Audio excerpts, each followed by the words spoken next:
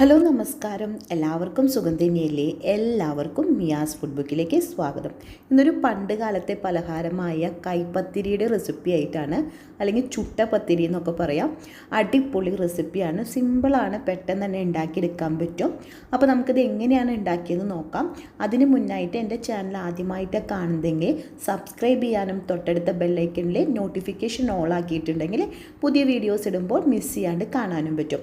Video ഇഷ്ടപ്പെട്ടിട്ടുണ്ടെങ്കിൽ ഫ്രണ്ട്സിനും ഫാമിലിക്കും ഷെയർ ചെയ്യാനും മറക്കരുത്.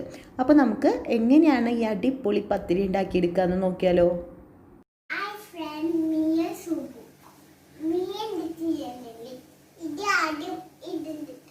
അരിപ്പൊടി അരിപ്പൊടി, നൂലപ്പത്തിൻ്റെ പൊടി, തരിയില്ലാത്ത നൂലപ്പത്തിൻ്റെ പൊടി. അത് 2 കപ്പാന്ന് പറഞ്ഞെടുക്ക്. ഇങ്ങനെ അതിലേക്ക് തേങ്ങ ഇട്ട് കൊടുക്ക്. ആ, ഫുള്ളിട്ടോ. പറഞ്ഞെടുക്ക്. കോക്കനട്ട് 1 കപ്പ് എന്ന് പറ.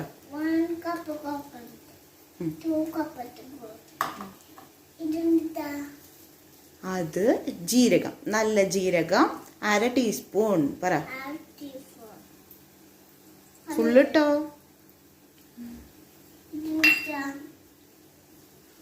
സോൾട്ട്,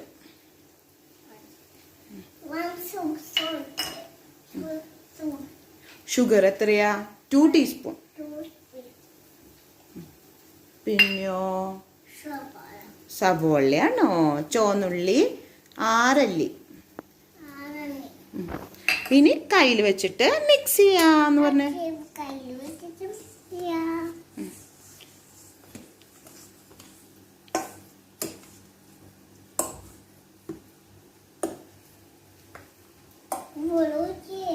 ചൂടുവെള്ളം ഒഴിക്കട്ടെ? പേടിയാവോ?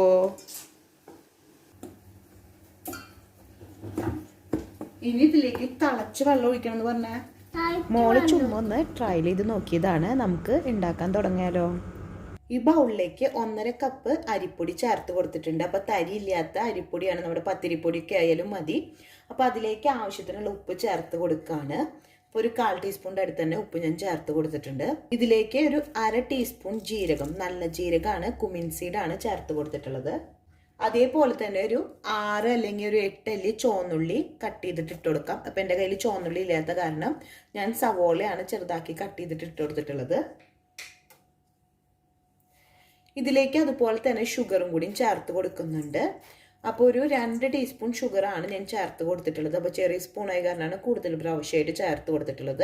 അപ്പോൾ ഷുഗർ ശരിക്കും ഇതിലില്ല, പക്ഷേ ഷുഗർ ഇട്ടാലാണ് ഹസ്ബൻഡിന് കുറച്ചും കൂടി ഇഷ്ടം. അത് കാരണമാണ് ഞാൻ ഷുഗറും കൂടി ഇട്ടിട്ട് ഉണ്ടാക്കിയെടുക്കുന്നത്. ഇതിലേക്ക് ഒരു 1/2 കപ്പ് തേങ്ങയും കൂടിയും ചേർത്ത് കൊടുക്കുന്നുണ്ട്. അപ്പോൾ ചെറിയ തണവുണ്ട്, പക്ഷേ നമ്മൾ ചൂടുവെള്ളം ഒഴിക്കുന്ന കാരണം തന്നെ ആ തണവ് ബാലൻസ് ആയിക്കോളും. അത് കാരണം ഞാൻ തണവ് ഇടാൻ തന്നെയാണ് ഇട്ടുള്ളത്. കയ്യിൽ വെച്ചിട്ട് ഇതൊന്നും എല്ലാം മിക്സ് ചെയ്ത് കൊടുക്കുക. അപ്പോൾ ഇതൊന്ന് മിക്സ് ചെയ്ത് കൊടുത്തിട്ടുണ്ട്. ഇതിലേക്ക് തിളച്ച വെള്ളമാണ് ഞാൻ ഒഴിച്ചു കൊടുക്കാൻ പോകുന്നത്.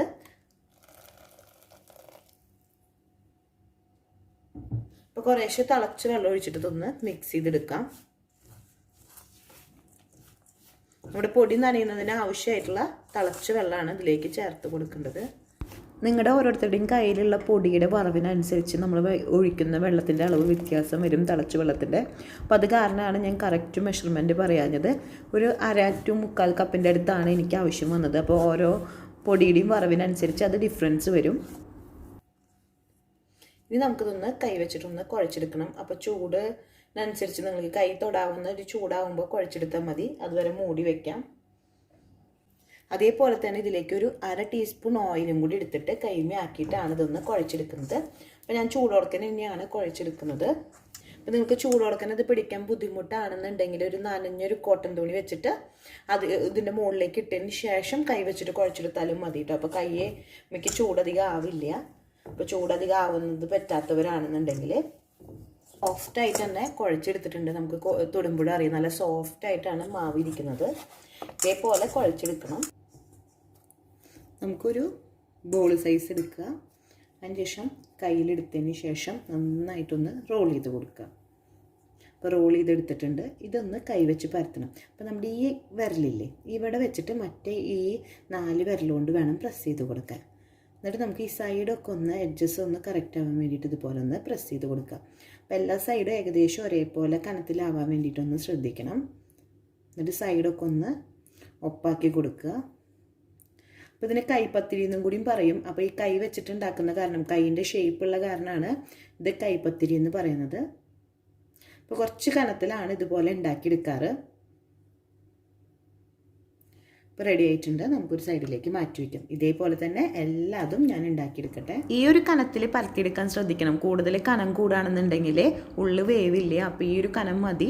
അതുപോലെ തന്നെ നമ്മൾ എടുക്കുന്ന ബോളിൻ്റെ സൈസ് അനുസരിച്ച് നമ്മൾ പരത്തിയെടുക്കുന്ന പത്തിരിയുടെ വലിപ്പവും വ്യത്യാസം വരും.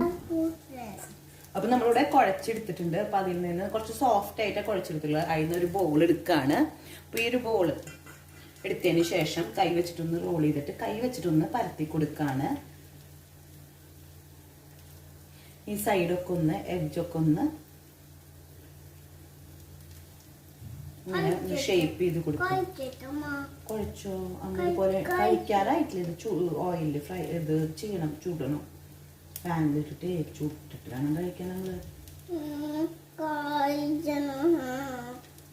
ഇപ്പോഴാ ഈ ഫീസിൻ്റെ കേട്ടോ നോക്കണ്ട കേട്ടോ.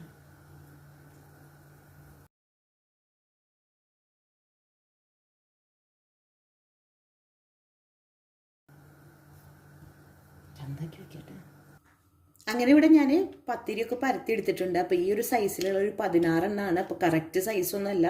ഇതൊരു പാൻ ചൂടാവാൻ വെച്ചിട്ടുണ്ട്. അപ്പോൾ അത് ചൂടായി വന്നിട്ടുണ്ട്. ചൂടായതിന് ശേഷം ഒരു ലോ ഫ്ലെയിമിൽ ഇട്ട് കൊടുത്താൽ മതി. ഇതിൻ്റെ മുകളിലേക്ക് നമ്മൾ ഉണ്ടാക്കിയെടുത്തിട്ടുള്ള ഓരോ പത്തിരിയായിട്ട് വെച്ച് കൊടുക്കാം.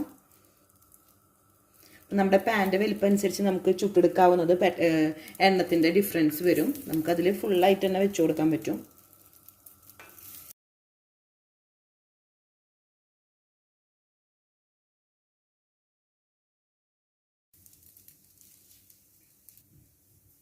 നമുക്ക് ആദ്യം ഇട്ടത് മുതൽ ഓരോന്നായിട്ട് ഇങ്ങനെ മറിച്ചിട്ട് കൊടുക്കാം.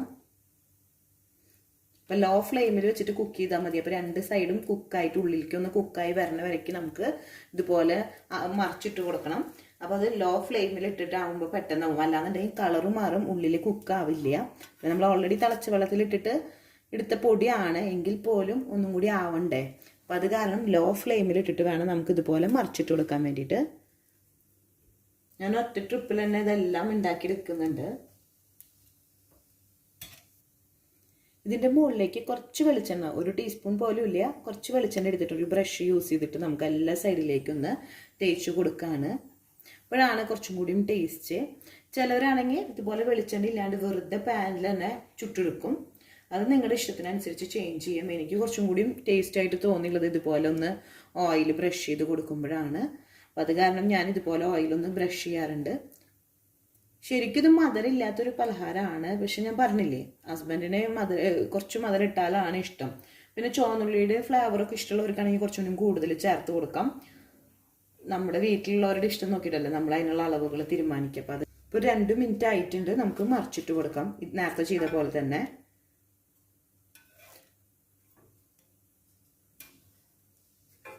നേരത്തെ ബ്രഷ് ചെയ്ത് കൊടുത്ത പോലെ തന്നെ ബാക്കിയുള്ള ഓയിൽ വെച്ചിട്ട് ഇതിൻ്റെ മുകളിൽ ഒന്നും കൂടി ബ്രഷ് ചെയ്ത് കൊടുക്കുകയാണ് ഈ ഒരു സൈഡും. അപ്പോൾ രണ്ട് സൈഡ് ഓരോ പ്രാവശ്യം ഒന്ന് ഓയിലൊന്ന് കോട്ട് ചെയ്തെടുത്താൽ മതി. ഒന്ന് ഓയിൽ കൊണ്ട് ഒന്ന് ബ്രഷ് ചെയ്ത് കൊടുത്താൽ മതി. ഇതേപോലെ തന്നെ മറിച്ചിട്ട് കൊടുക്കാം. നമ്മുടെ പത്തിരിയൊക്കെ റെഡി ആയിട്ടുണ്ട് കേട്ടോ. അപ്പോൾ ഞാൻ ഒരു സർവിങ് പ്ലേറ്റിലേക്ക് ചേഞ്ച് ചെയ്ത് കൊടുക്കാൻ പോവാണ്. ഇതിന് പകരമായിട്ട് ഓയിലിൽ വേണമെങ്കിലും ഫ്രൈ ചെയ്തെടുക്കാം. അപ്പോൾ അത് അങ്ങനെ ഓയിലിൽ ഫ്രൈ ചെയ്തെടുക്കുന്ന പത്തിരിയുടെ റെസിപ്പി ഓൾറെഡി ഞാൻ ഇട്ടിട്ടുണ്ട്. അപ്പോൾ നിങ്ങൾക്ക് അതിൻ്റെ ലിങ്ക് ഞാൻ താഴെ കൊടുക്കാം. അപ്പോൾ താല്പര്യമുള്ളവർ കാണുന്നുണ്ടെങ്കിൽ ആ ലിങ്കിൽ പോയി കാണാം. ഇതേപോലെ തന്നെ പീച്ചാമ്പൊടി ഉണ്ടാക്കിയെടുത്തിട്ടുണ്ട്. അപ്പോൾ അതിൻ്റെ ലിങ്കും ഞാൻ താഴെ കൊടുക്കാം. അപ്പോൾ ഇതേപോലെ തന്നെയാണ് ആവിയിൽ വേവിച്ചെടുക്കുന്നതാണ്.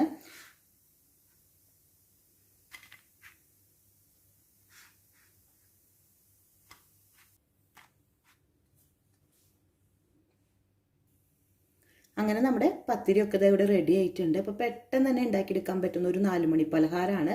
പണ്ട് കാലത്തൊക്കെ ഉണ്ടാക്കിയിരുന്നതാണ്. അപ്പോൾ ഞങ്ങളുടെ ചെറുപ്പത്തിലൊക്കെ മമ്മി ഞങ്ങൾക്ക് ഇടയ്ക്കിടയ്ക്ക് സ്കൂൾ വിട്ട് വരുമ്പോൾ ഉണ്ടാക്കിയിരുന്ന ഒരു പലഹാരം കൂടിയാണ്. അപ്പോൾ ഇതുവരെ ട്രൈ ചെയ്യാത്തവരാണെങ്കിൽ ഇതൊന്ന് ട്രൈ ചെയ്ത് നോക്ക്. അതൊരു നല്ലൊരു ടേസ്റ്റാണ്. നമുക്കിത് ഒരു പീസ് എടുത്തിട്ട് കട്ട് ചെയ്ത് നോക്കാം. കണ്ടില്ലേ, നല്ല ചൂടുണ്ട്. ഞാനിപ്പോൾ എടുത്ത വശമാണ്. അപ്പോൾ ആ ചുവന്നുള്ളിയുടെയും നല്ല ജീരകത്തിൻ്റെയും പിന്നെ ഞാൻ ചെറിയൊരു മധുരട്ട കാരണം അതും ഒക്കെ കൂടി ആകുമ്പോൾ ഒരു നല്ല ടേസ്റ്റാണ്. എല്ലാവരും ട്രൈ ചെയ്ത് നോക്കണം.